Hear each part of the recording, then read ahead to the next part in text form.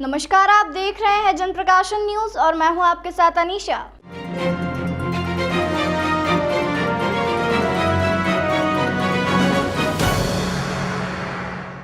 भारत के प्रधानमंत्री नरेंद्र मोदी द्वारा 100वीं बार मन की बात देशवासियों से की गई। इसके लिए मध्य प्रदेश में विभिन्न तरह की तैयारियां बीजेपी द्वारा की गई थी और इसी के तहत इंदौर में 1604 पोलिंग बूथ में से 1200 से अधिक स्थानों पर मन की बात का कार्यक्रम आयोजित किया गया, जिसमें सैकड़ों जनता इस कार्यक्रम का हिस्सा बनी। तो वहीं बंगाली चौराहे पर 103 वर्ष की बुजुर्ग महिला भी इस कार्यक्रम की साक्षी बनी।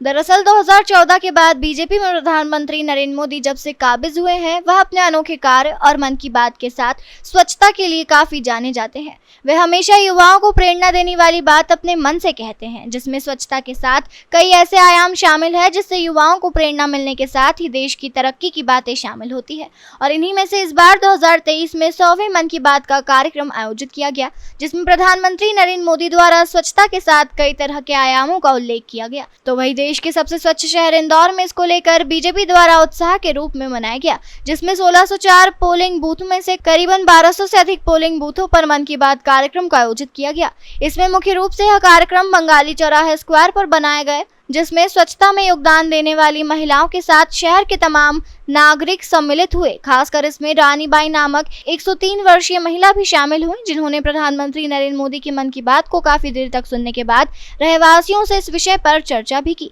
इस मौके पर बीजेपी के शहर अध्यक्ष गौरव रणदीवे द्वारा मीडिया से चर्चा के दौरान बताया गया कि इस बार मन की बात में विशेष रूप से प्रधानमंत्री नरेंद्र मोदी ने स्वच्छता के साथ युवाओं को प्रेरणा देने वाली कई बातें रखी हैं और इसी से देश की तरक्की की नींव की शुरुआत होती है। आज हम सभी ने माननीय प्रधानमंत्री जी के मन की बात का आज ये जो 100वां एपिसोड था उसको सुना और एक नए उत्साह और उमंग के साथ सुना। इंदौर महानगर में लगभग 1200 से अधिक स्थानों पे ये सुना गया।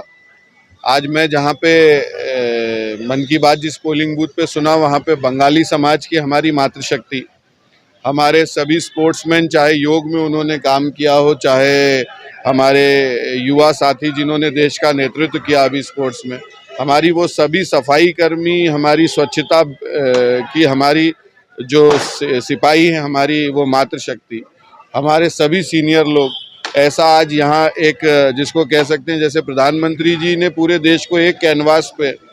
ऊपर से लेके नीचे तक अलग अलग भाषा, अलग अलग शैली और अलग अलग राज्यों के लोग इस मन की बात को सुनते हैं,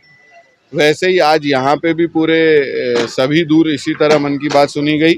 और ऐसे अनसंग वॉरियर्स, ऐसे योद्धा, ऐसे समाज सेवी जिनको शायद कभी उनकी प्रतिभा को प्रोत्साहन नहीं मिलता, ऐसे सभी लोगों को प्रोत्साहित करने का काम जो माननीय नरेंद्र मोदी जी करते हैं। जैसे आज ही के उदाहरण में उन्होंने हिमालय की चोटियों पे जाके वहाँ स्वच्छता और इको फ्रेंडली, वहाँ प्लास्टिक वेस्ट और बाकी चीज़ों को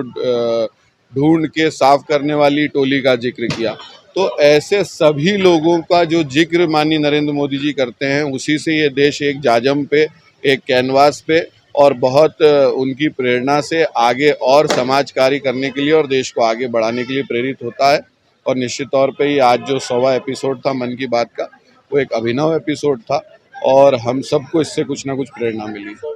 देश दुनिया की तमाम खबरों के लिए चैनल को लाइक, शेयर और सब्सक्राइब जरूर करें।